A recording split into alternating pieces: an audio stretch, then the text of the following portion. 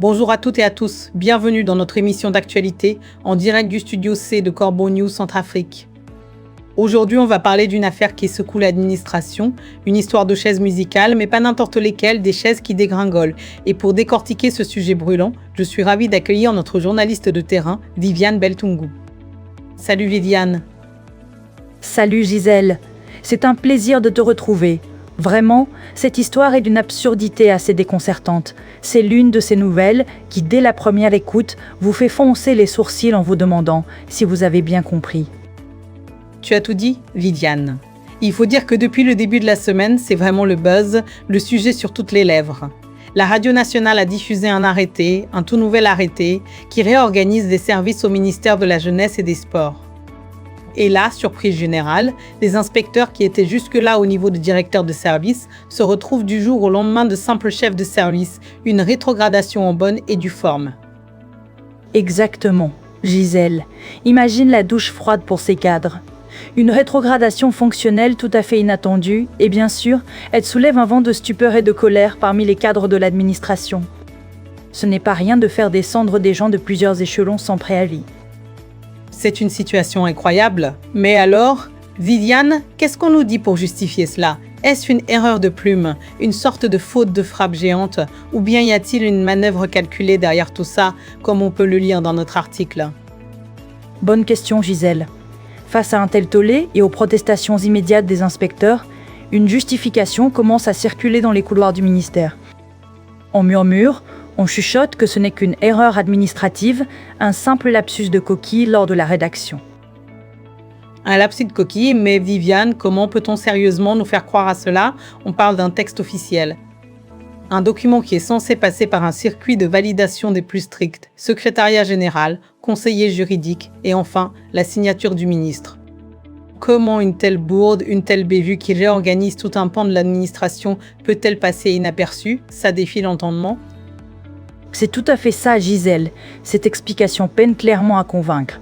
Elle nous amène directement à nous interroger s'il s'agit bel et bien d'une erreur. Quelle est donc la crédibilité de cette administration?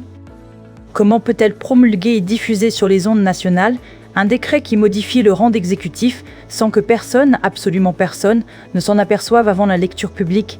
C'est une question qui mérite une vraie réponse. C'est une interrogation essentielle, Viviane. Mais si, et j'insiste sur le si, ce n'est pas une erreur, alors que cherche-t-on à cacher? Est-ce une tentative délibérée d'affaiblir le pouvoir de contrôle de ces inspecteurs? Rappelons-le, ils sont chargés d'auditer et de surveiller la gestion des services. Les placer au même niveau que les agents qu'ils sont censés contrôler, c'est comme demander aux gendarmes de se surveiller lui-même. C'est exactement la problématique, Gisèle. Cela renvoie à ce qui semble être un dysfonctionnement institutionnel qui perdure. Le plus préoccupant dans cette affaire, ce n'est pas seulement l'incident en lui-même, mais la répétition de ce mode de gestion. Comment l'administration publique peut-elle continuer à fonctionner sous le régime de l'amateurisme, avec un pilotage à vue et un rattrapage a posteriori? L'amateurisme, le pilotage à vue, ce sont des mots forts, Viviane, mais qui semblent malheureusement collés à la réalité. Rabaisser des cadres supérieurs au rang de chef de service par simple inadvertance, comme on nous le dit, cela ne fait pas que froisser des égos. Cela détruit l'autorité de l'État, cela fragilise toute la hiérarchie et, soyons clairs, cela démotive profondément des agents qui ont consacré leur carrière au service public. C'est une attaque directe contre la colonne vertébrale de notre administration. C'est bien le constat que dresse l'article, Gisèle. Cette rétrogradation fonctionnelle des inspecteurs au ministère de la Jeunesse et des Sports soulève de sérieuses questions sur la gestion administrative et l'autorité au sein de nos institutions publiques. Alors Viviane, jusqu'à quand nos ministères vont-ils s'apparenter à ce pilotage à vue?